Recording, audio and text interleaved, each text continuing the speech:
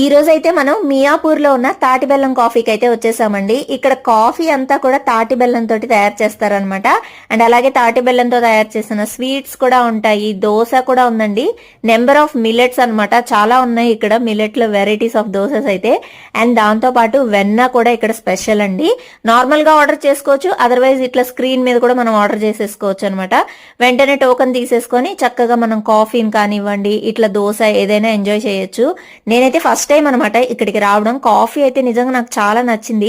General గా నేను కొంచెం షుగర్ ఎక్కువ ప్రిఫర్ చేస్తానండి, బట్ ఏంటో గానీ ఈ తాటి బెల్లంతో తాగుతుంటే నాకు చాలా సాటిస్ఫైయింగ్ గా అనిపించింది.